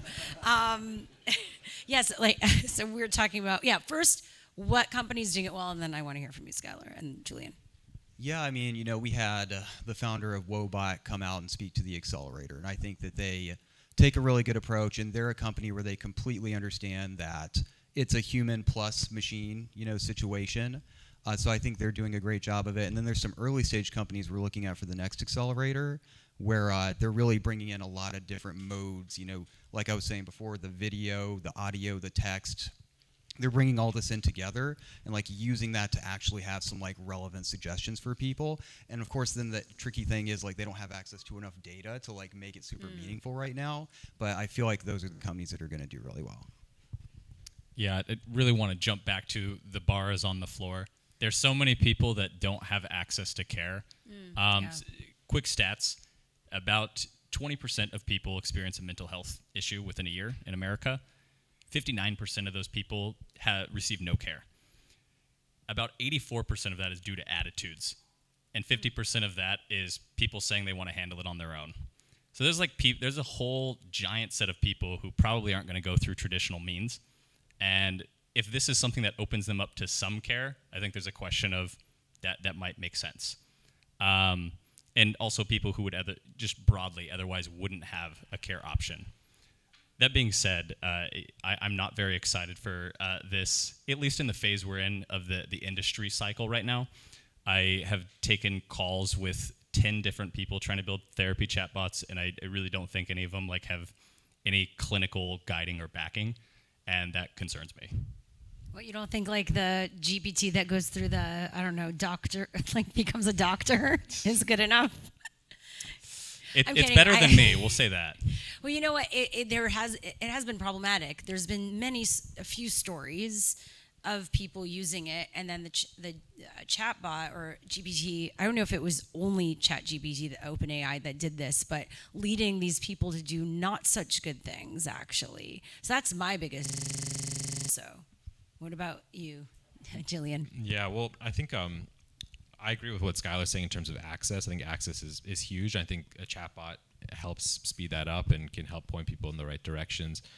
But communication is only 20% verbal. It's 80% of it is in body language and the tone of the voice and everything like that. So I think, a chatbot can't really replace human-to-human interface. But there's research that shows that humans in a lot of situations are actually more willing to open up to a robot or potentially a chatbot than they are to another human. So I think in terms of actually even talking to and getting information from somebody about what they're feeling, sometimes a chatbot actually might be more apt for that purpose than an actual person as well. Let's talk about the biases that a lot of these AI have and the LLMs have. How could that impact how we're building in this industry and space, and how are people solving this right now, the cultural and societal biases that we're seeing? Carmine? Yeah, I was telling Sam about the vocal biomarker company before this, and she asked me a question that had not popped into my head at all. She was like, does it work for accents? I'm like, I have no idea, I really don't. And so we're going to obviously talk to the company about that, but I don't know. I don't know how you solve for that. I mean, you have to get it in front of people from these communities and have them use it. And I think there's probably not a lot of good data that's been built up right now. And so that data has to be aggregated and collected. But it's going to be a really hard problem. Totally not the expert on that. Yeah, neither am I, but I use my father as a use case for this. He is a European person who has an accent, and he's older. And if I had to try and think about what it would take to get him to sit there with me and use some kind of app on a phone to really, go through the process of getting something out of it in the end, I can just imagine him saying, we went through all of this, now what am I getting out of it, I don't think he would actually sit down with me and do it. So I do think, as you mentioned, there are these cultural barriers. There are also these demographic barriers in terms of what the perceived utility is of the actual tool that's being presented in front of the person. And so if I think about if I were a founder of a company like this, what would I need to do in order to expose my product to as many different types of people as possible? It seems pretty costly.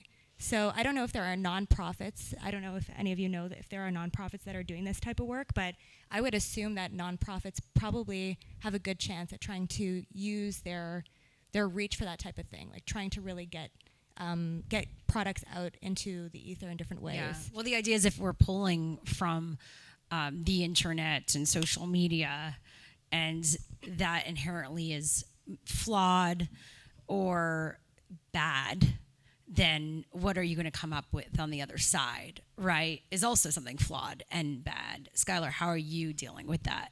And based on what oh my Lord, the societal and cultural, the biases, not just in the access, but actually in what comes out on the other end. And that won't support people if it is biased.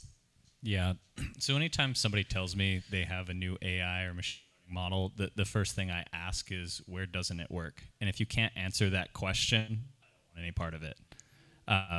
The reality is, like, these are not silver bullets. They don't solve every problem. So in my particular space, a lot of the data sets are built off of academic studies where honestly the data is 80% white women, and it doesn't generalize far beyond that. And I don't think that's necessarily a problem in and of itself, but you have to be careful about how you deploy it. Because if you start deploying it in a setting where a clinician is believing that, hey, the information I'm getting from this actually just works for everybody, you know, you might cause problems. Whereas if instead you build the product, like I really try to bring a like holistic systems mindset to building the product, like get away from just the AI, that's a piece of the solution, and really focus on, hey, there's going to be some areas where this doesn't work.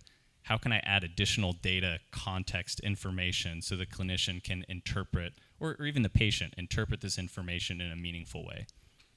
Yeah, and at Flowly, you know, we build virtual environments that are designed to be relaxing for the users that are in them, and you know that got us on this whole rabbit hole of, okay, what is relaxing for one person might not be relaxing for another person. And we were actually working with a researcher at USC named Karen Lincoln, who was explaining to us, you know, for an Afro-Caribbean population, they would find one environment relaxing, whereas an African-American population might not find that same environment relaxing. Or someone who grew up going to the ocean as a kid would find maybe an ocean relaxing, whereas someone who doesn't know how to swim at all might be scared to be by the ocean. And so that's something we're constantly thinking about in what we do. And I think in any therapeutic application of AI, if the AI is learning from, you know, pop culture, it's learning from what it sees in TV and movies, it's only going to get one represented group, at least right now, while, you know, we're not very diverse as a culture in terms of the media we consume, but down the road, maybe that'll, you know, become more diverse as So well. like what I love that I'm hearing is this need for ethical leadership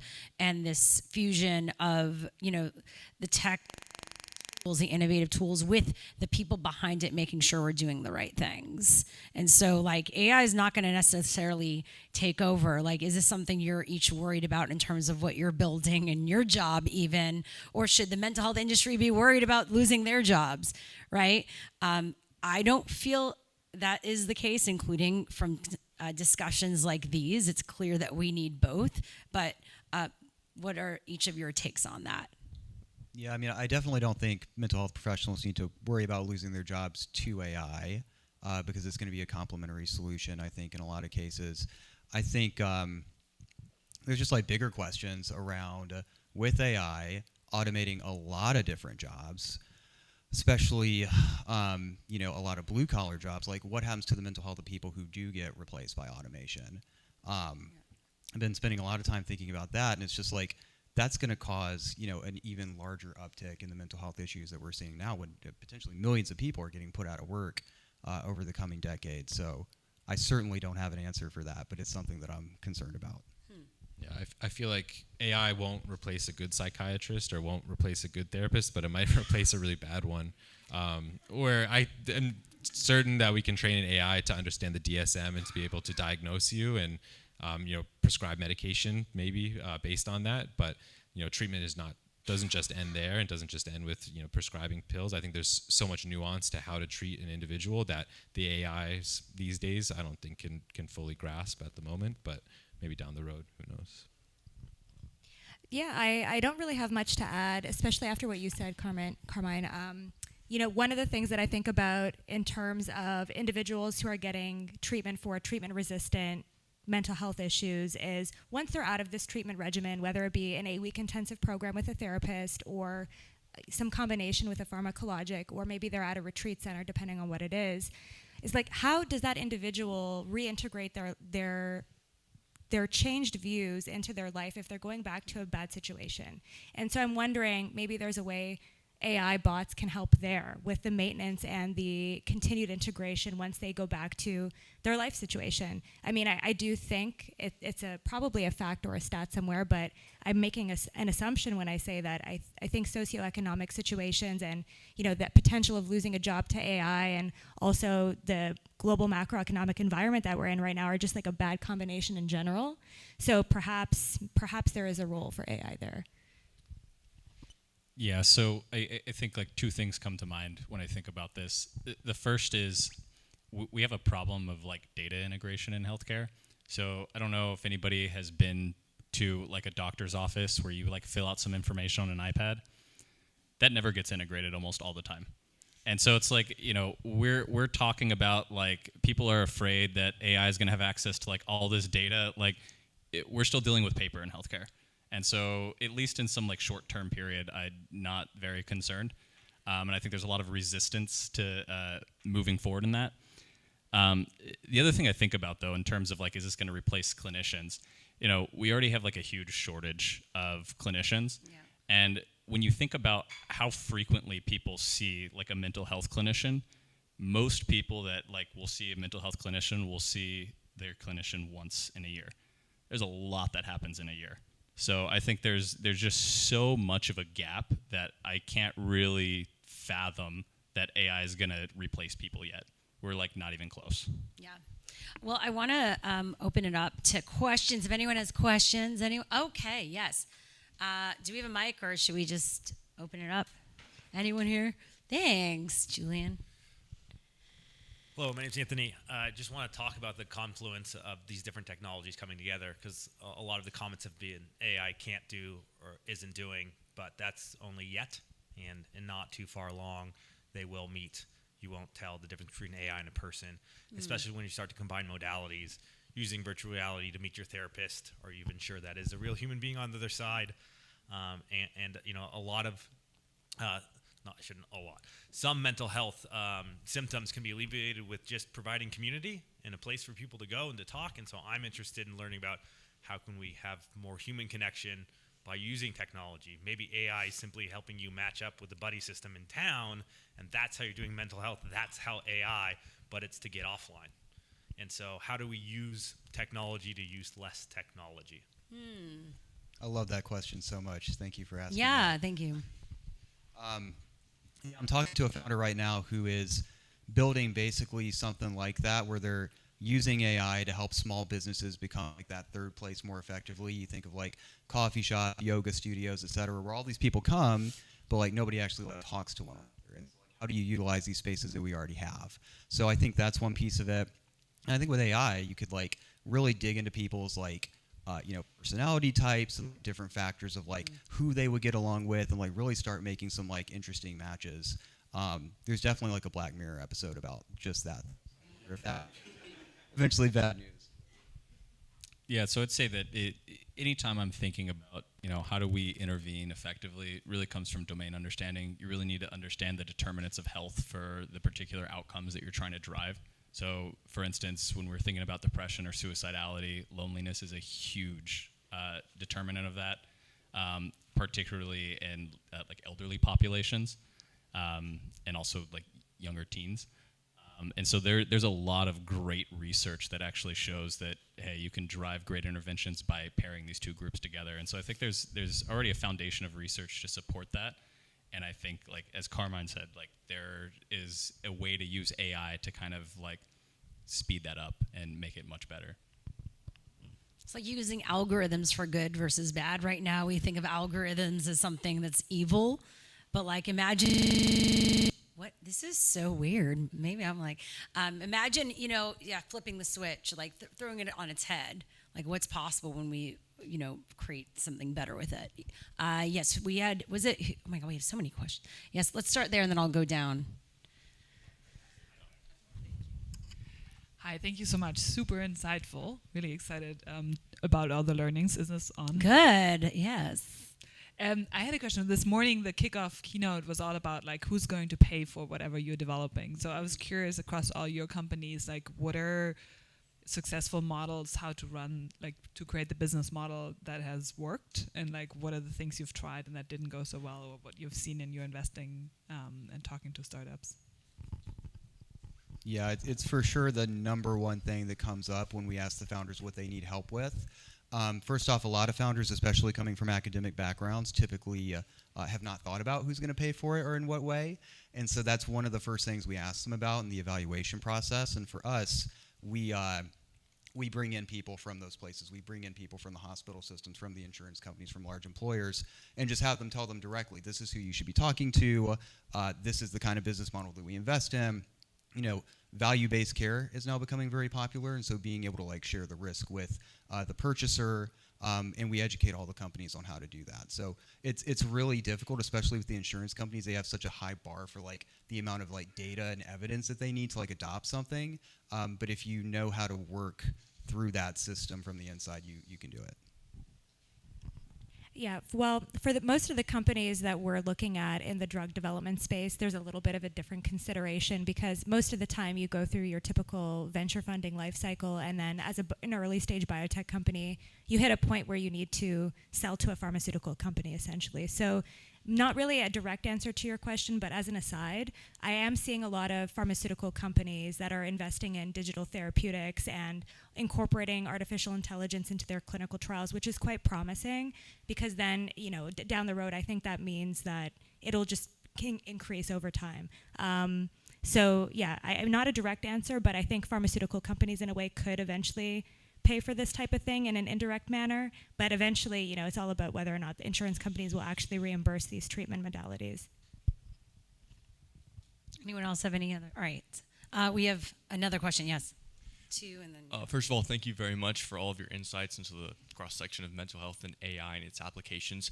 I had a question regarding tracking progress over time. So someone's diagnosed with a mental health disorder. How do you go about actually tracking to see if they're improving and see if the treatments are working? Do you use wearable devices and detect certain biomarkers throughout every day, all day throughout the week? Or do you have consistent meetings with psychiatrists or any other mental therapists? I was just curious about that process. Yeah, so in my setting, the answer is kind of D, all the above. And primarily, this comes back to what I said about understand where your models don't work. So we have like a lot of behavioral signals, and sometimes those work for certain populations pretty well, and sometimes they don't. And so we have to use a mix of strategies so we can cover a broad population well. And I'd say like the sort of few tools that we kind of use, one is behavioral markers that we know of from passively sensed data. So things like your sleep regularity, things like how often you're going to different places versus staying at home.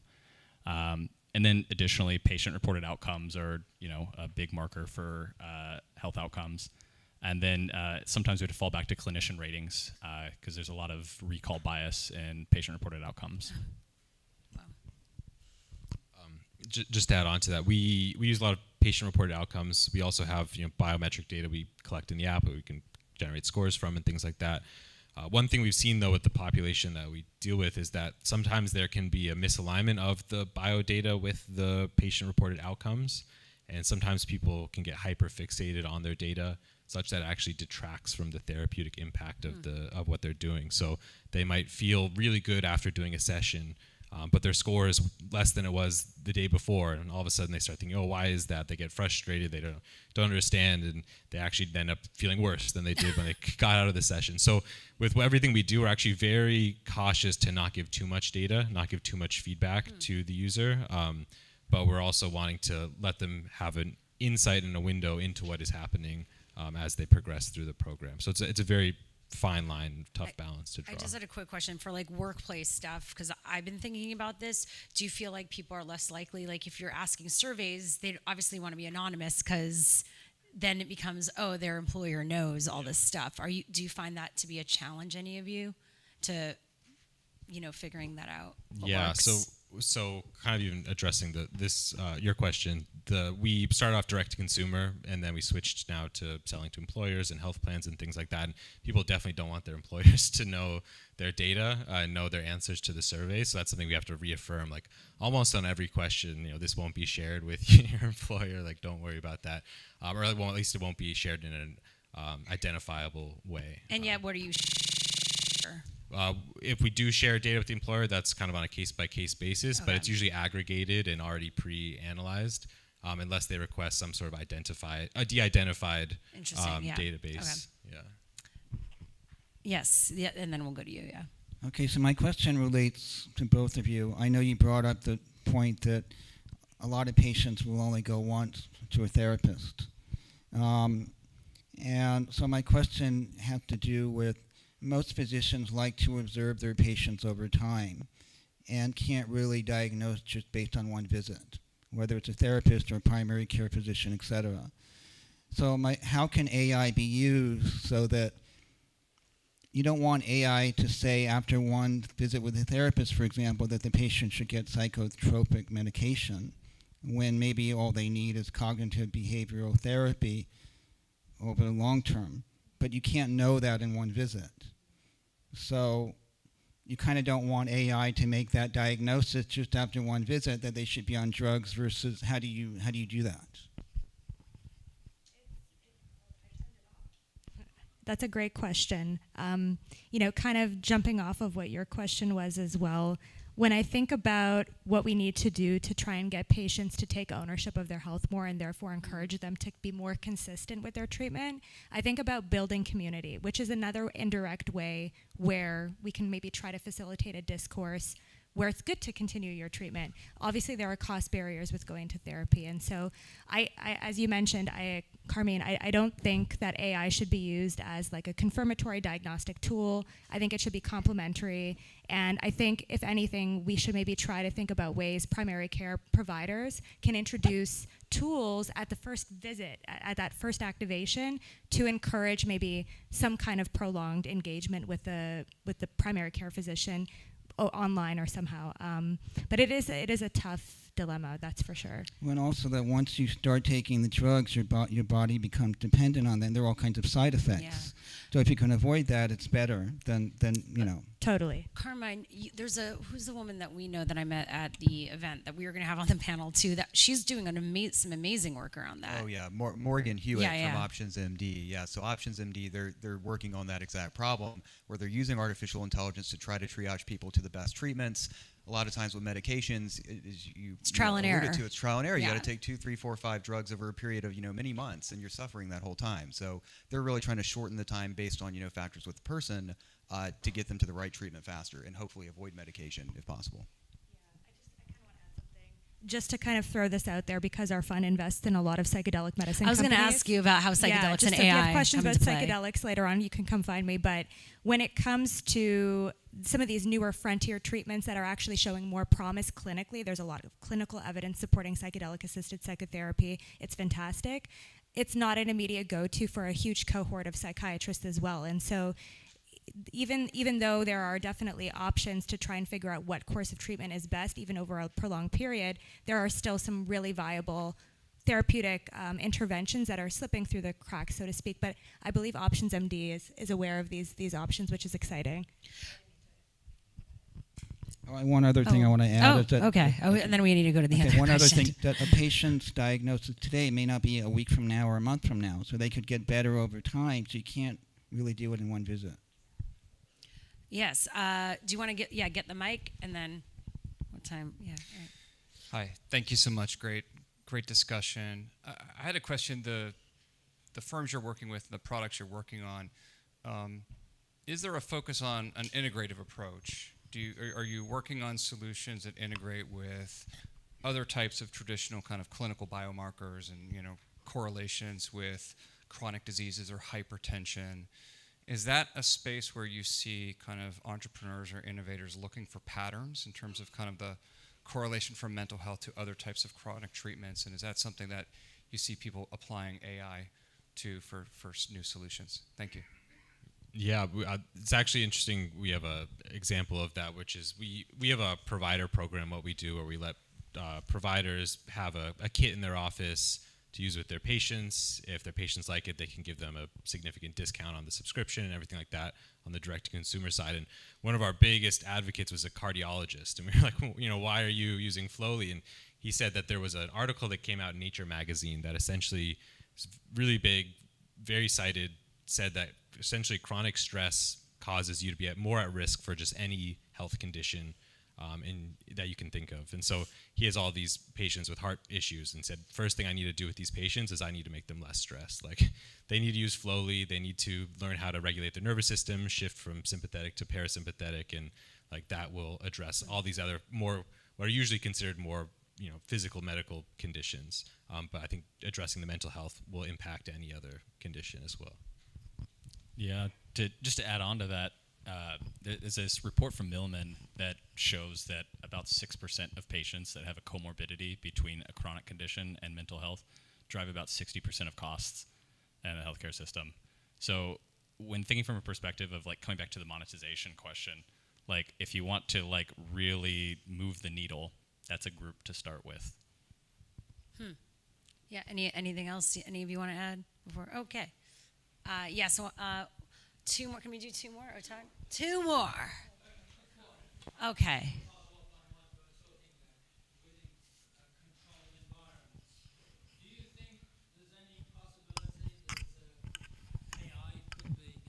Beneficial for the controlled environment of private prisons, which are very much applicable to this country, and the profit motive for the private companies might be there.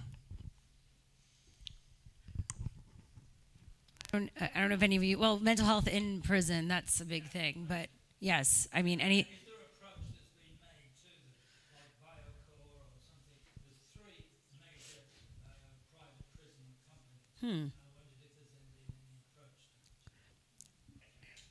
Oh, we have an audience answer. Yes.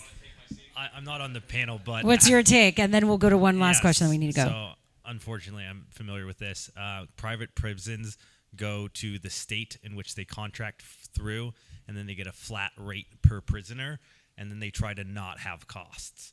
So they're actually not motivated because they only get paid what they get paid, regardless of how much it costs to deliver them the care. And so their profit margin is less than what they're charging the state.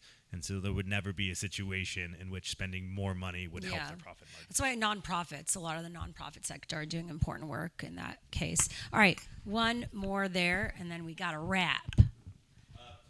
Well, loud voice, yes. There's a lot of awareness at my kid's school about, it's called a mental health crisis, and there actually have been 3 suicides this year.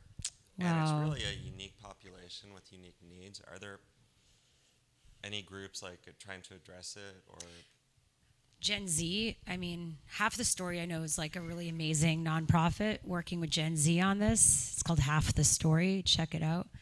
But yeah, that is actually one of the biggest issues right now. Loneliness among, as you mentioned, the elderly, but then also the mental health amongst teens right now is a really huge issue. Does anyone have anything on that? Yeah, there's a couple of really good ones. So Hope Labs is one that's based up in Stanford. It's a laboratory. They do innovation specifically for like teen mental health and youth mental health. They're really, really good. And then Pivotal Ventures, which is Melinda Gates's venture fund, they do a ton of stuff around this as well. Not specific to children, but figured since topic of suicide came up, there's actually like a walk to end suicide if you want to support this Saturday through the American Suicide Prevention Foundation. So there's a group in Santa Monica meeting if you want to come out and support. Also, I think Archwell Foundation. What's the Prince, Meghan Markle, and Prince Harry? They have a foundation, Archwell, that ended up investing a lot of next generation mental health ventures. So worthwhile checking out the ones that they invested in as well. But it's going to be something I believe you're going to be seeing more of, unfortunately. With that, on that note. We want to thank everyone for being here. Thank you to AI.LA and Todd. Thanks to all of our panelists. Check out what they're up to. And take care of yourself and take care of others right now. That's what we need right now.